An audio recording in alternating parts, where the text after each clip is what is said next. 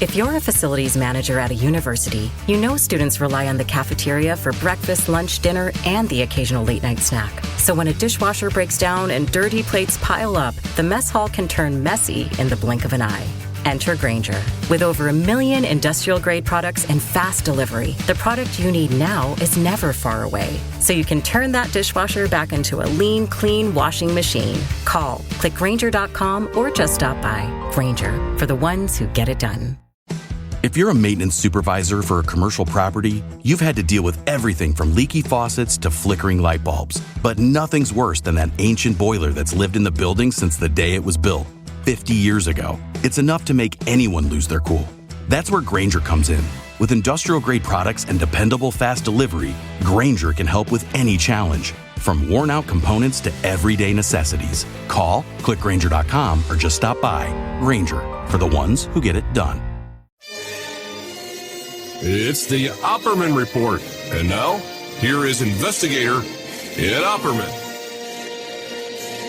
Okay, welcome to the Opperman Report. I'm your host, Private Investigator Ed Opperman. Now, you can find me at Opperman Investigations and Digital Forensic Consulting. If you just email me directly at OppermanInvestigations@gmail.com. Now, today's show is really fascinating. Our guest today, Carl Watkins, has never done an interview before. He's working on this book called Memoirs of a CIA Baby. It seems like, I'm not sure if it's his mother or his father, who worked for the CIA, that a front company involved with some senator. And he says he's the living eyewitness to the murder of Jimmy Hoffa. So great content coming up today. Mr. Carl Watkins, are you there? Yes, sir. Carl, thank you so much. Now, before we get into Memoirs of a CIA Baby, tell us about yourself. Who's Carl Watkins? I was born in 1960 in Chicago Heights, Illinois. I was born to my father, Adelbert C. Watkins, Jr., and my mother, Marcia A. Watkins, also. In 1950, my mother states that she was hired by the CIA to be a wordsmith, and she actually reworded reports that came in from overseas that were jumbled. She had a high academic scores in high school and had she went to college with those scores, and during her college, she worked for the CIA doing this. Didn't you also say, too, that she got a college scholarship from the CIA? Yep. Yes. Not from the CIA, just from her good grades. Gotcha. And they noticed this at the time when she graduated. Her mother was a chief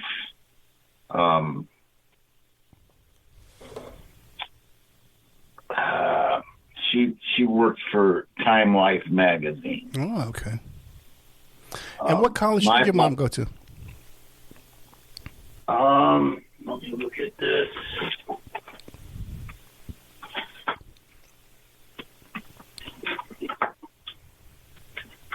You know, she went to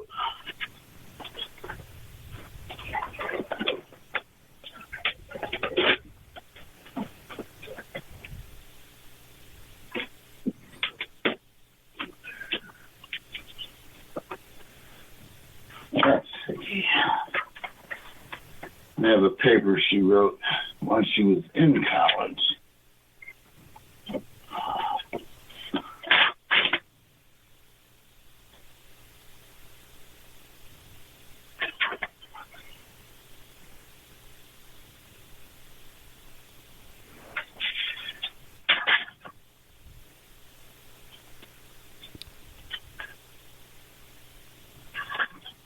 That was something I would have to look up. That's no big deal. Oh, you know what state she went to college in? Illinois, Chicago. Okay, Chicago, Illinois. Okay. Yeah. All right, so your mother, Marcia Watkins, went to college, and the CIA recruited her in college. Go ahead. My father was Adelbert C. Watkins, Jr. His father was upper management of Wisconsin Steel and International Harvester. My father was in the Korean War, and after he got out, he started a landscaping business in 1955, which was just basically himself at the time until 1959. In 1959, my father acquired a silent partner who at the time was in the House of Representatives, and in 1964 became a U.S. Senator. In 1959 also, my father recruited men out of the Juvenile Detention Center, which later became known as the Blackstone Rangers. In 1960, my dad started cutting all the grass along the Illinois state highways, and the Blackstone Rangers worked as the crew that cut the grass on the highways. I knew these men until I left Chicago. And who was the senator? It was U.S. Senator Walter Hoffelter. Hoffelter. So when did you first become aware that your parents were CIA? Were both parents CIA or just one? Well, my father was actually somehow attached to the Navy all these years, because after we left Chicago and he was very sick, he always complained that they never gave him his full military retirement because they cut all ties with him. But I actually, on Father's Day of 1975, I helped my father save the life of a CIA agent.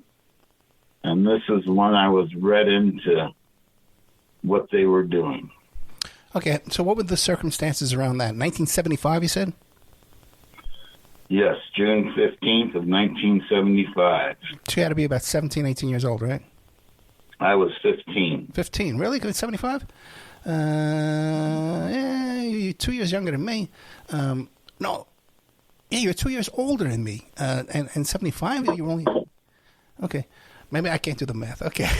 So, I was born in 1960, and in 1975, I was 15. Really? Okay, because I'm 62. Anyway, listen, I can't do the math. Okay, let's put it that way. Okay. And I never said I was going to do math on the show. So what were the circumstances around that? My father's business had to pay protection to the Chicago outfit. A man, the boss, whose name was Albert Taco. He was a mafia boss of the south side of Chicago. These men, the CIA agent, had stolen 20,000 cartons of cigarettes from a warehouse in downtown Chicago. He was using these cigarettes to convert a Russian spy at the time. Taco and his henchmen found this man and had him in a basement of a house in Calumet City. They were beating him to death, and they were going to kill him.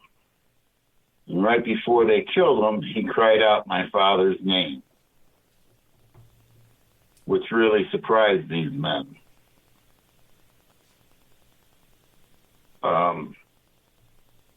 So my father received a phone call and said he needed me to go with him and help him.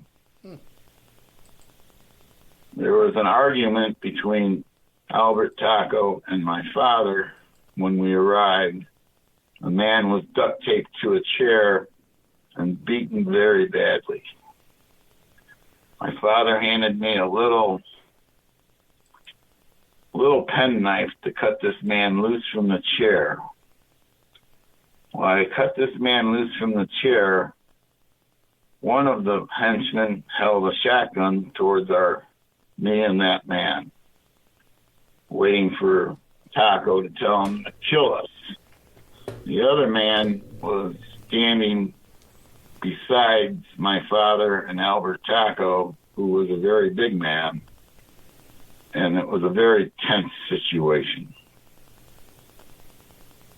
My father argued with Taco and told him that the protection we paid umbrellaed this man to our safety, and he told Taco that he could not kill this man.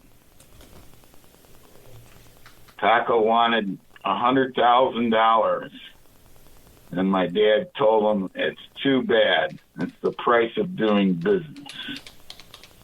Since my dad was probably pretty mad that he had to pay protection to Taco all those years anyway.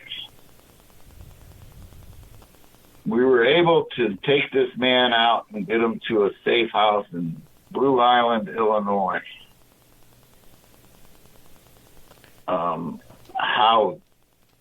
I think they were just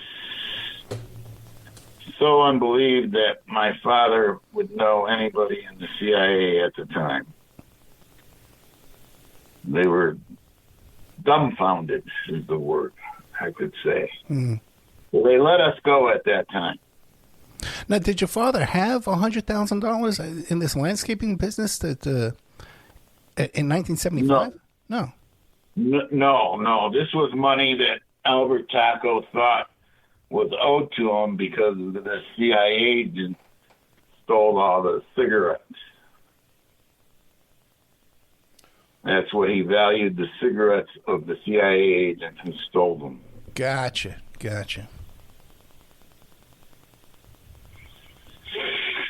And that was it for a while. We were like I can't say that word, but we were in danger from that day on. Mm.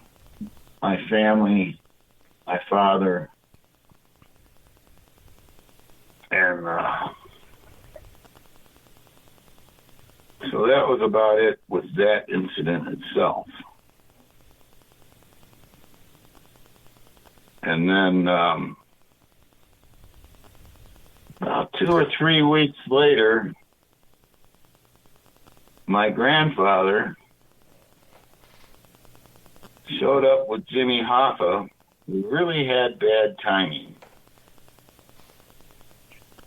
And Jimmy Hoffa wanted to meet with the bosses of Chicago. One thing you got to know about my father was if anybody wanted to meet another businessman or two businessmen wanted to get connected together for reasons, they could go to my father and my father could set up meetings between these men. He knew all the big corporation people of Chicago, the steel companies, UPS, actually Waste Management, which was not really Waste Management at the time, but all those garbage trucks were controlled by Albert Taco. So Jimmy Hoffa somehow found out that if he could talk to my dad, he could get a meeting set up. My dad, I was there that day. My dad didn't want to set up any meeting for him. He told him, no, you're making a mistake. But then my dad finally agreed to do that. And then, of course, on July 30th, 1975, my father was made to get into a limousine it was around 9:30 in the morning. He said he was going to lunch. The limousine was owned by Albert Taco. he told me to pick him up to be at the Glenwood Lansing Municipal Airport at 5:30 that evening to pick him up. Now, one thing that people don't understand is I was 15 and didn't have a driver's license, but I was driving from a young age back in the day. So I was able to drive with no problems. I went to the airport and I sat there for quite a long time. I had to park next to a cargo plane. The two men that were in the previous incident with the CIA agent were in this plane, and they waved me over. Did you mention the name of that CIA agent previous to this when you were talking to me? I don't know his name. You don't know the name of the CIA agent? Okay. I can pretty much remember somewhat of what he looked like. He was a very tall, thin man. And how did you know he was CIA?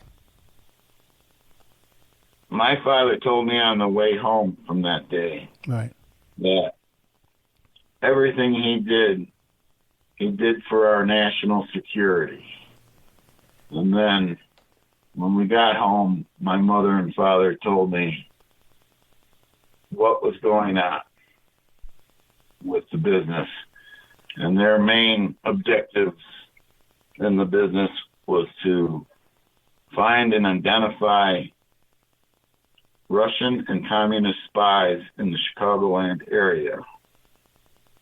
The Blackstone Rangers were also used to help us identify anybody who was out of place in their neighborhoods also.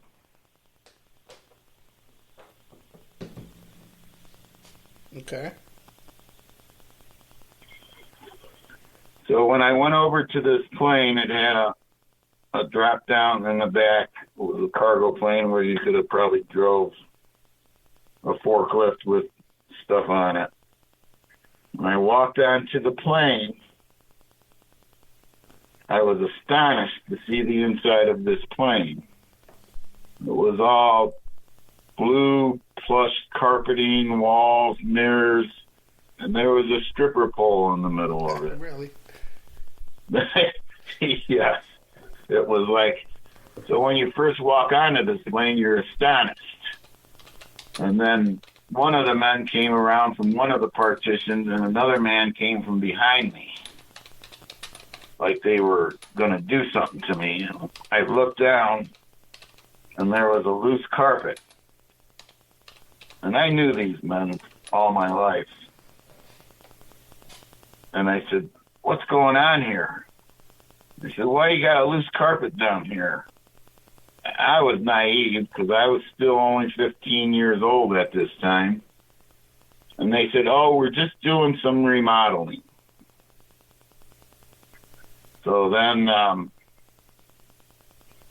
one of them seen the car coming around from the corner and told me to go back to the truck. So I went back to my dad's truck and sat in the truck waiting for him. Limousine pulled up, and 4 men got out. Albert Taco, my father, Jimmy Hoffa, and I still don't know who the other man was. Another mafia boss, I'm sure, but I haven't been able to remember his face because I was mostly looking at my father. Now, Carl, let me just stop you one more time. I hate to keep interrupting you, but how did you know who Jimmy Hoffa was? You're only 15 years old, you know. How did you know? Well, after that day he showed up, my father, of course, he came in the house and had drinks. And even my sister remembers, she doesn't remember the timeline, but she remembers Jimmy Hoffa coming over. Of course, Jimmy Hoffa was always in the news anyway. Okay. So we knew who he was, and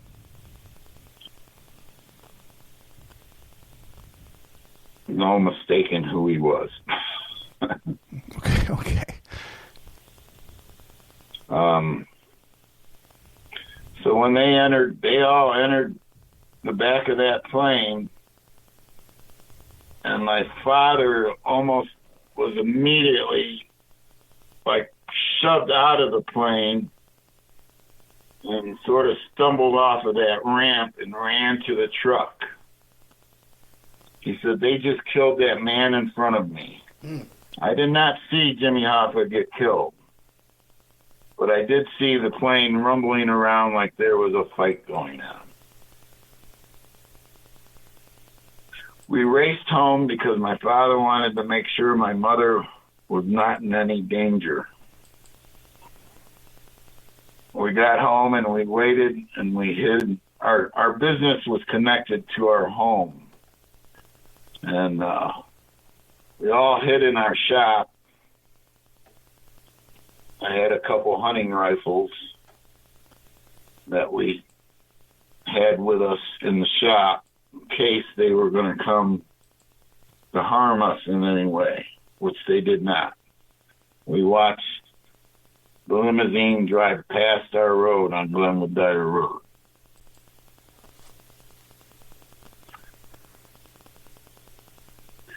And that's pretty much what I know about what happened that day. And that was between 6 and 6:30 in the evening.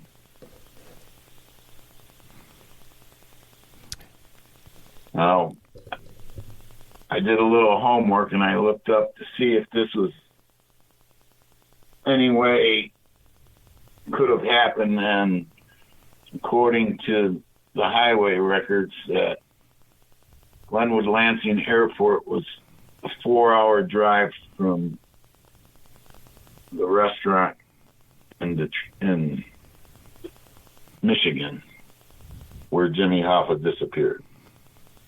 Red Fox. I believe my father was the man in the car that Jimmy Hoffa felt comfortable with getting in that car. They then most likely switched cars. This is my thinking of what happened. And they switched cars into the limousine somewhere else. Well, Carl, did you ever discuss this with your dad and say, hey, Dad, what happened that day with Jimmy Hoffa? Yeah. It's exactly what I'm telling you, too. Okay. And for a couple years after that, I hounded the one man trying to find out what they did with Jimmy Hoffa's body.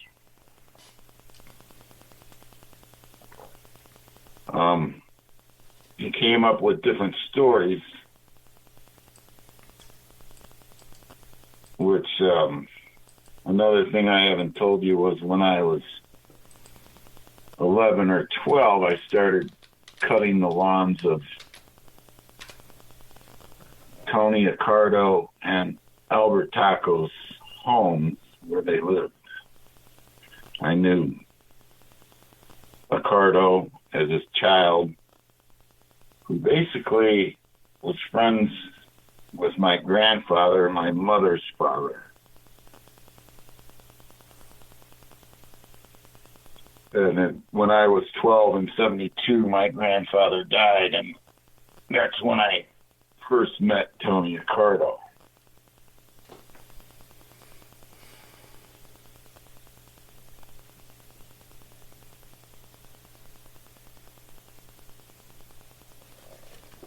And what did Tony Accardo have to tell you? Did I lose you? No, I'm here. He didn't tell me anything. He was like out of the picture at the time. I never was able to ask him anything. But, Albert Taco, I ended up becoming closer to him, but I never really brought it up. I was always too scared because other things happened the years after that with me and Albert Taco. Okay, like what? In the summer of 77, a man who was, I believe, was part of the Southern Mafia, who controlled the town of Sauk Village, which was a suburb of Chicago. His name was Bobby Joe Garmany. A neighbor told us, I worked for Bobby Joe Garmany one summer in 76. He had a hay baling company. My father couldn't afford to pay me that year, and so I went to work baling hay. Then a neighbor got me that job. This neighbor also told me and my best friend about $10 million in counterfeit money that Bobby Joe Garmany had made and was distributing out of a engine company out of Chicago Heights. When this man found out, he poisoned me. And then my best friend went and shot one of his goons, which were a made man. And I believe after all these men were killed by Albert Taco and his gang, they also killed my best friend because he shot a made man. I can't prove this. I only know it in my heart.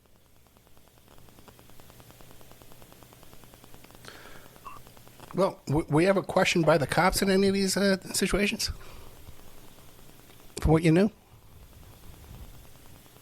No. There was no cops you could trust. If you found a good cop, if he said anything to anybody higher up, then the mafia would find out.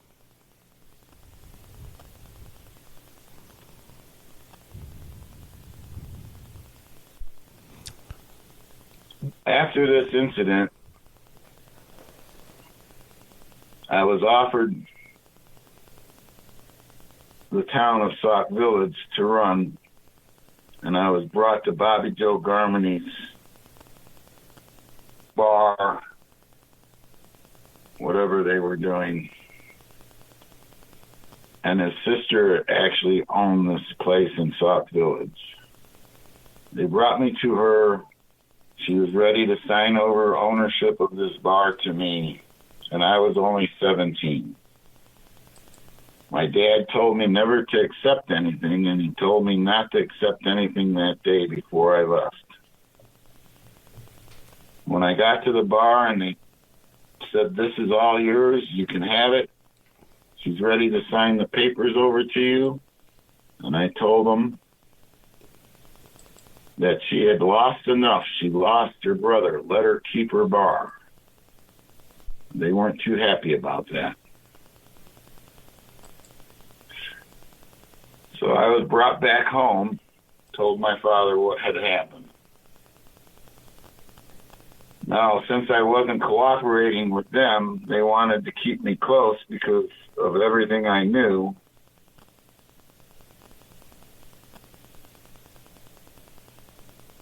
I actually asked my sister, what should I do? They're going to kill me. And she told me to go join the Army. I joined the delayed entry program and became government property. And I did this in order to make sure there was an outside government investigation if I was to be killed. And this deterred them at the time. When I graduated high school in June of 78, the Monday after my graduation, I had a month before I left for boot camp. I left for boot camp on July 5th of 78. Albert Taco's limousine showed up at our business. My dad came and got me, and I had to get in the limousine. I thought I was going to be killed that day. When I entered the limousine, Albert Taco was sitting there, and Sheriff Elrod, the elected sheriff of Cook County, was in there. He was just as scared as I was, so I'm not saying anything bad about Sheriff Elrod. This was a scheme that Albert Taco was trying to use to get me killed. He wanted me to do a drug bust, set up a drug buy so the Cook County Sheriff's Department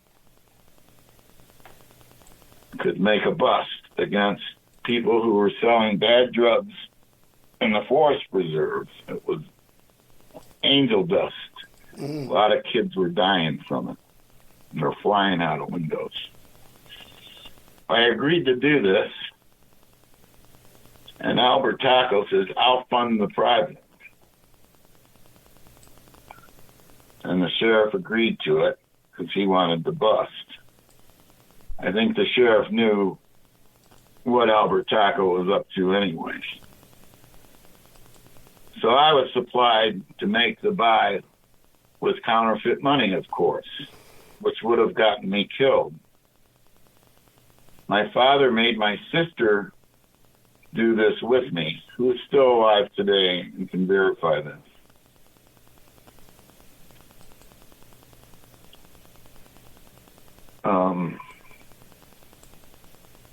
So at about 3 o'clock in the morning, somebody knocked at my door before I was to make this, knocked at my bedroom window, actually, to make this buy. He handed me a bag full of money and told me to give him the other money. I actually cracked a joke with him. I said, "Can I keep it?" Because I was pretty young at the time. He goes, "No, give it to me." So he took the counterfeit money and gave me real money so that me and my sister would not get injured in this drug buy. The sheriff and I believe there was federal agencies also that swarmed the forest preserve, and they busted this man and a whole bunch of other people who were controlling the drug sales there, there was a lot of, all the kids in the suburbs went there to buy their drugs. So that was successful, and I ended up going into the Army after this was done, said and done. When I went into the Army in 78, everything seemed to be okay for a while. And January of 79, I was already in Germany, and there was another friend of mine who was, they said he died of a gun cleaning accident, and his girlfriend was upstairs at the time. I believe that he was most likely shot through an open window, and then it was disguised that he was cleaning his gun and shot. Ended up going off. Everybody who went to his funeral, which I wasn't there, said he had pellets on the back of his hand, pellet holes in the back of his hands and everything. So nothing seemed to be what it was. Then in February of 1979, my father had a mysterious heart attack, which was caused by a blood clot. I have his medical records. When he first entered the hospital, there was nothing wrong with his blood, and they couldn't figure out why he had a blood clot. Then, a couple months later, I came home on emergency leave to see him. I went back, and then I was poisoned in a military chow hall. I show a picture on my Facebook page of how the man did it. And in our chow hall in Germany, we had an open campus type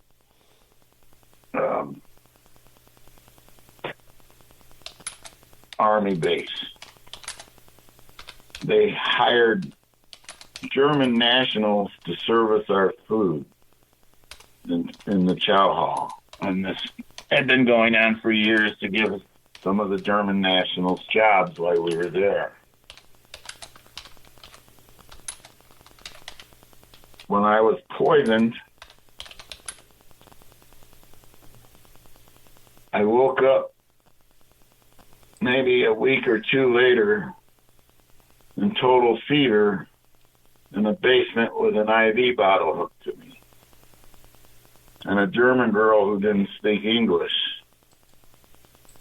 was giving me sponge baths and changing the sheets on the bed every couple hours, probably, because I was in such a fever. The poison they used against me was a snake venom. I finally recovered from that.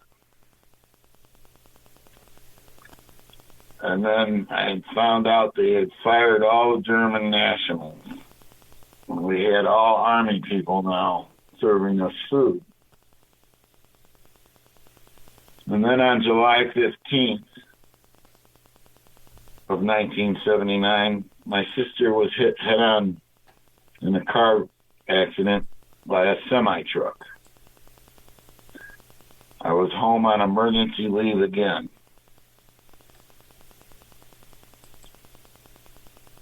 She survived this crash somehow, and I still take care of her today. Now, whether this was another hit on us or not, I don't know. Well, what would be the motives for trying to kill you and your sister? We knew too much. All through the years of everything that was going on. We knew too much information. It was about the murders of Jimmy Hoffa, the murders of Bobby Joe Garmany, his girlfriend, and his two goons or hitmen or whoever they were. And everybody suspected that my one friend was also murdered by them.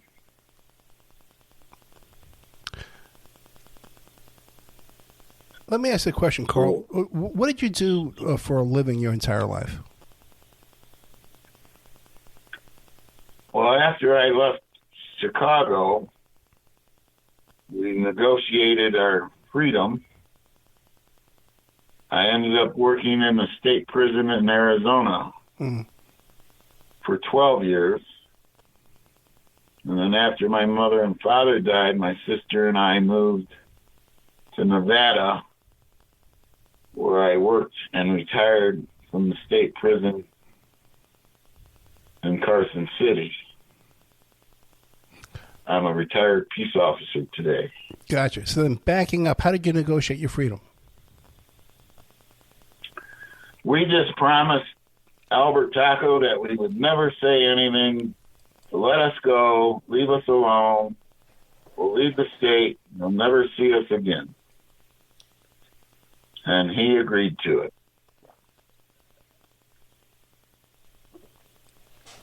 He wanted to loan me the money for my dad to keep the business, but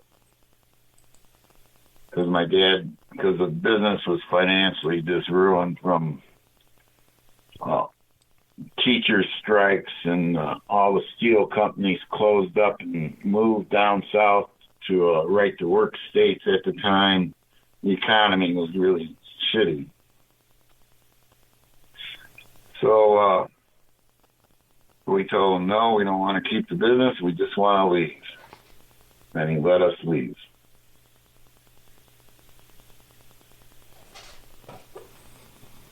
In 1986 in Arizona, my father and I and my mother started a volunteer group. Right. It was a statewide group, but there was no company in Tucson allowed at the time, and we ended up doing all the security for all the special events of Pima County and Tucson, in the city of Tucson. I have some pictures on my website. This is just to show the character of our family, that who we really were. And when we were doing this, it was the Arizona Rangers Tucson Company.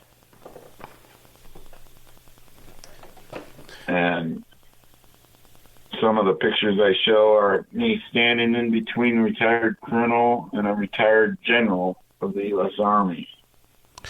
And also, too, you have some information about the attempted assassination of Castro?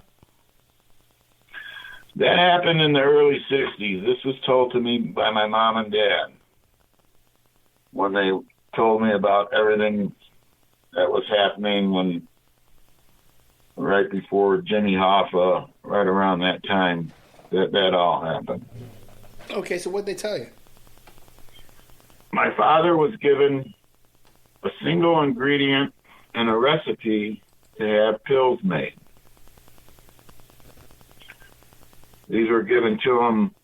I'm not sure if they were given to him by the senator or somebody that they all knew somehow. So I don't know exactly who did this. And we were related to a pharmacist who made the pills. And this is how really my father got involved with the Chicago outfit. Was he took them to Tony Accardo and negotiated the hit on Castro through them. He said he represented all the big businesses in Chicago. He knew all the steel companies. He knew the owner of a major airline that still exists today, UPS. He worked for that man, knew that man. So it was viable that he could have been a liaison for these companies. So Tony Accardo agreed, and Johnny Roselli was part of that deal to try and get the pills to Cuba somehow, to the man who delivered the coffee beans to Castro's palace or whatever, wherever he kept himself. And this man was also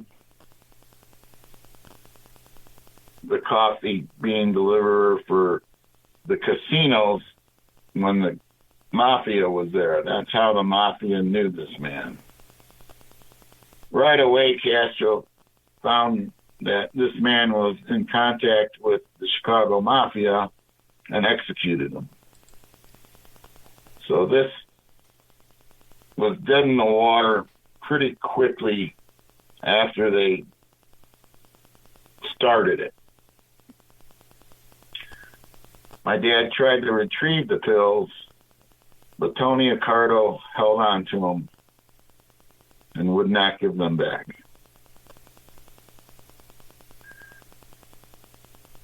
my relative, who was a pharmacist, was stabbed on the same pier that Johnny Roselli was murdered on. And people were running down the pier to see what the commotion was.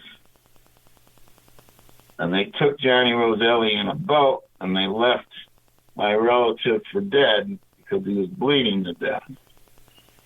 The people who arrived at the scene helped save my relative's life and got him to a hospital where he survived. He was not messed with again after that.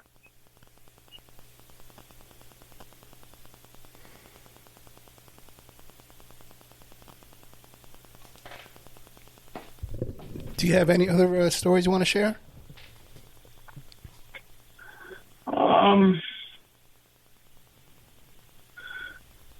Not at this time. Once I do publish my book, and I guess we can find out more then. Well, what's delaying the publication of the book?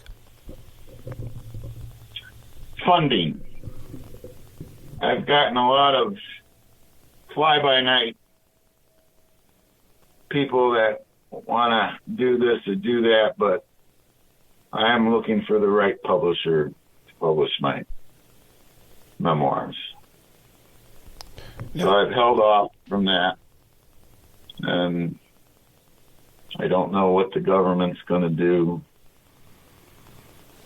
if anything, about my story. Well, the book's completely written now? Yeah, in one form, but, my sister read it, and she told me I should write 20 short stories out of it. So I'm going to start writing, and I can see 10 of them, 10 stories in there that I could write about. So I'm not sure on which way I want to go with it either. I've never written a book or anything, so I get confused on what really I should do with it. Now, from also, too, looking at your Facebook page, Memoirs of a CIA Baby, it says that some of this stuff may lead to the assassination of JFK? Well, the thing that gets me is if there was some type of assassination attempt against Castro, does my story have anything to do that I don't know about, have anything to do with any other assassinations? I don't know. I've been trying to find out. I've been looking at pictures all over the internet to try and figure out this or that. I've been looking things up. Now, it says also, too, you have your mother's diary. What now? I'm sorry. You mentioned, too, you have your mother's diary that describes her being recruited by the CIA. What else is in your mother's diary? Pretty much that's, like at the end of her diaries, her younger diaries are just of, personal, like boyfriends or whatever else. Yeah. My grandfather and all his brothers, her father, supposedly were good friends with Al Capone and Lucky Luciano, and they drove beer trucks for Al Capone.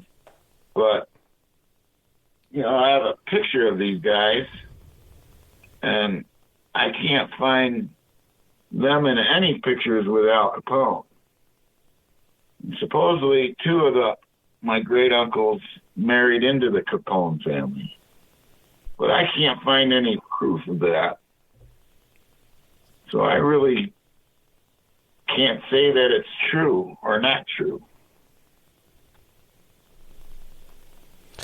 I noticed, too, on your Facebook, you're disgruntled about some of the JFK groups, Facebook groups, but what about like the Al Capone groups and the outfit, the Chicago outfit groups? How have they received your story? None of them really have commented to me on anything. I just recently put on my personal page that's not of public knowledge, which you are a friend to. Mm.